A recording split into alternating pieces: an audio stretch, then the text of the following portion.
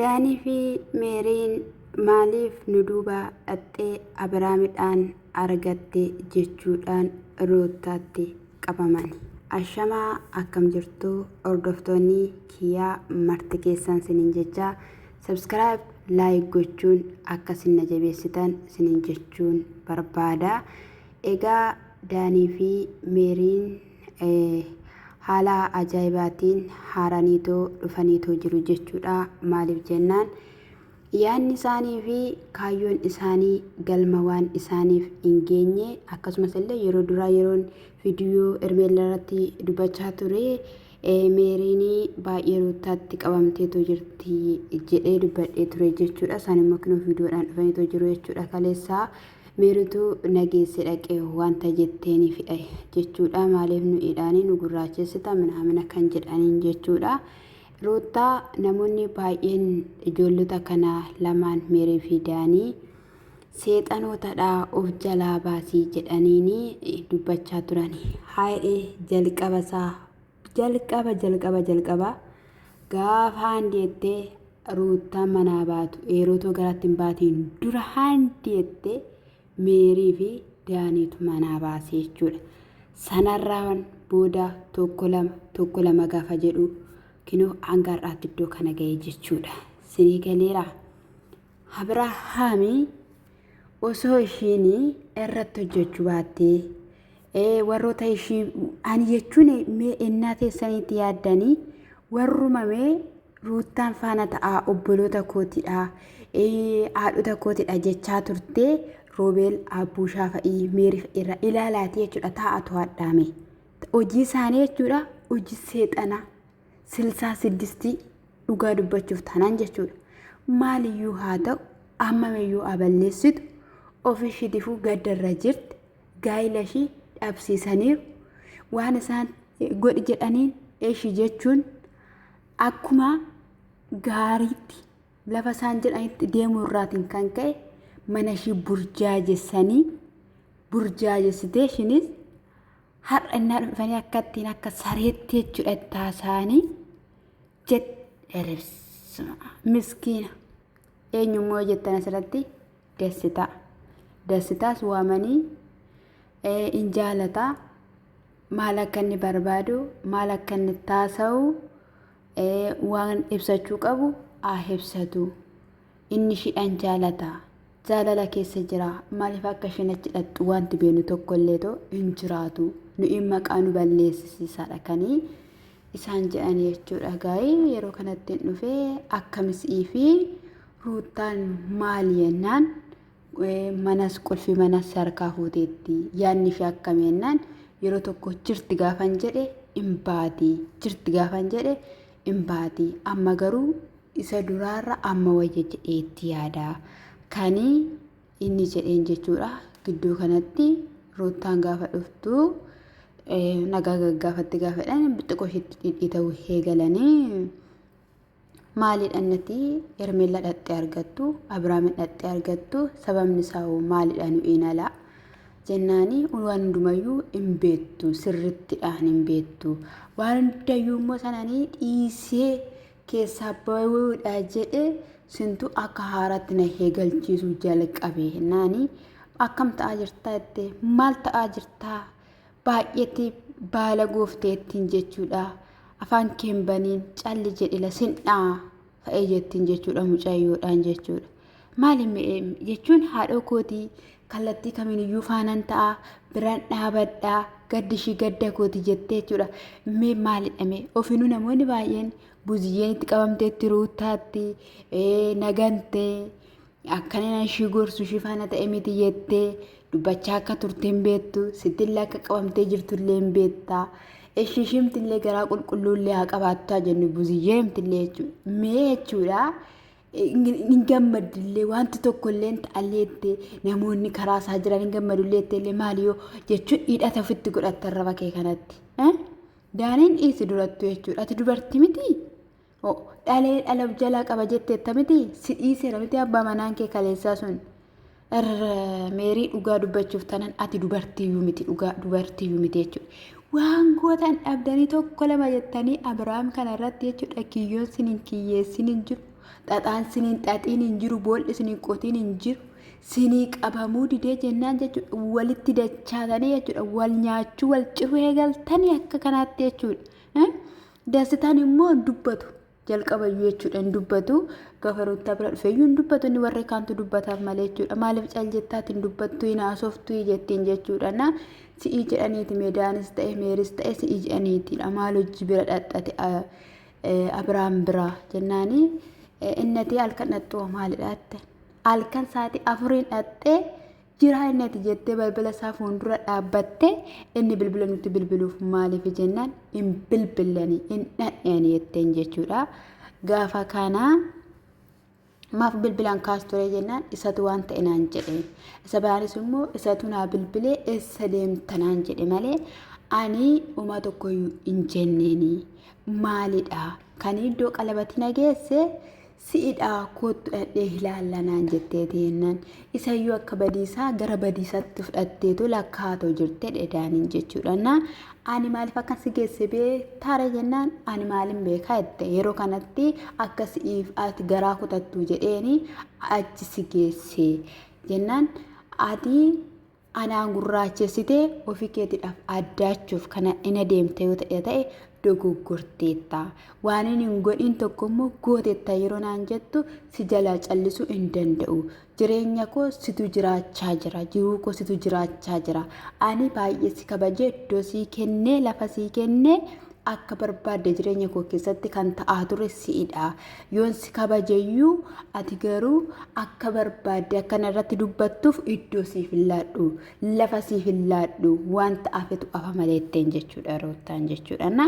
akkam asawaa jirta akkamis dubbachaa jirta ani obboleetti keetii ani angafa keetii karaa na kabajuu qabduun na kabajjaa akkam abbaa kee haasoftan jettuun seetanii maal jedhu kana obboloonni aatitoo viidiyoo kana arganiin jedhame ani Ruuttaadhaan lakkeenne mee maal jettu mee warri Ruuttaa deeggaraa turtan maal jettu mee warri Daanii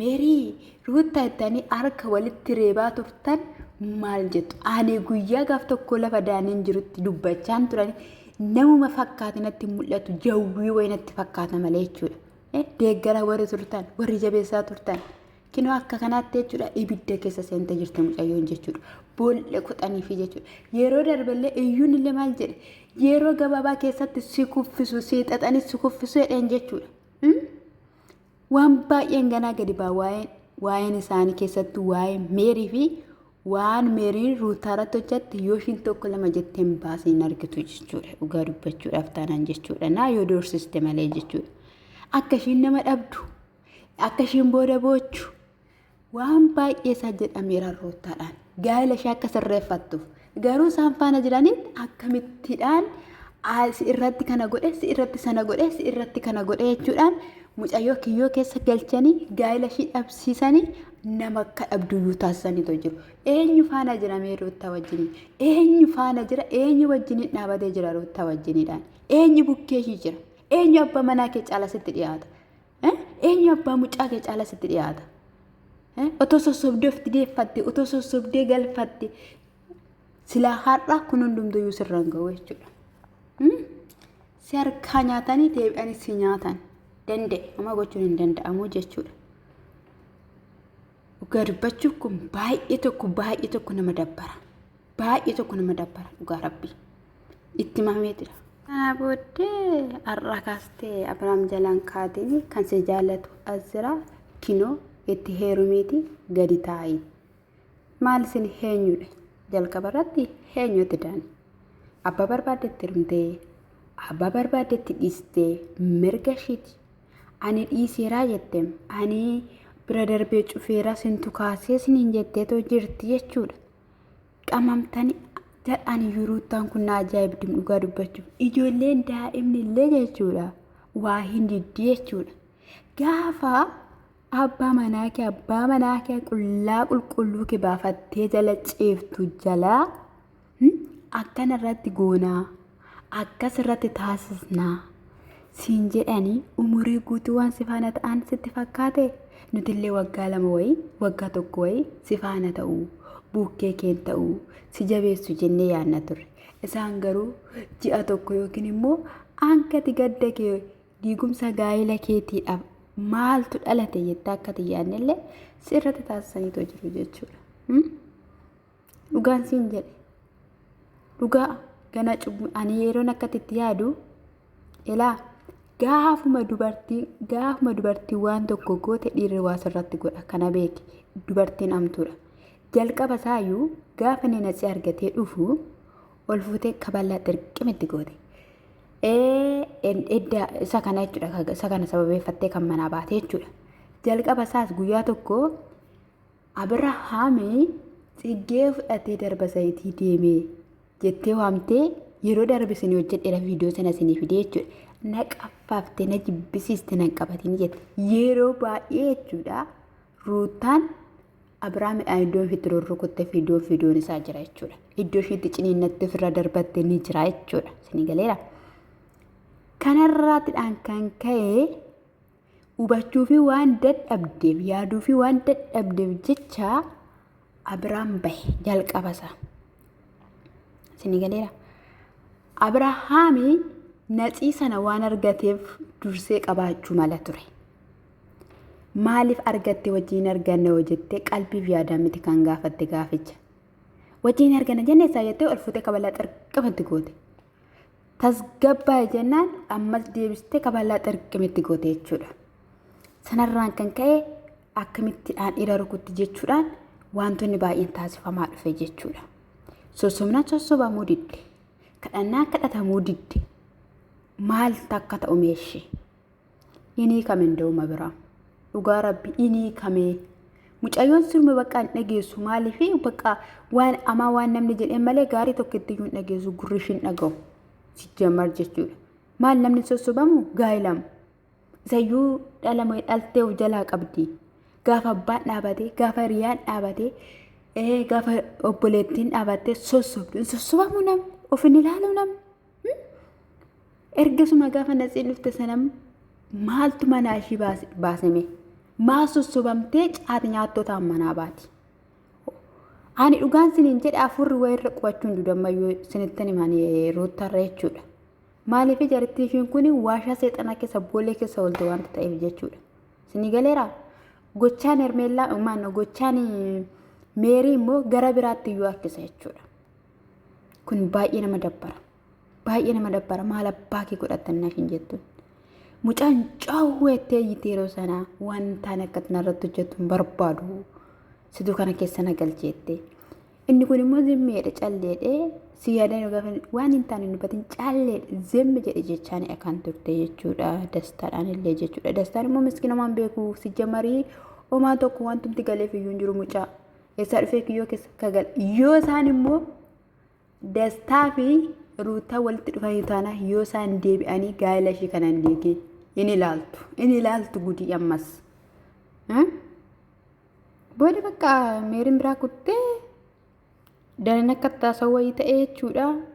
Yeroo kana keessatti nu hin galchu. Ati waan barbaadde waan fedha keetii haasa'ee dastaadhaan.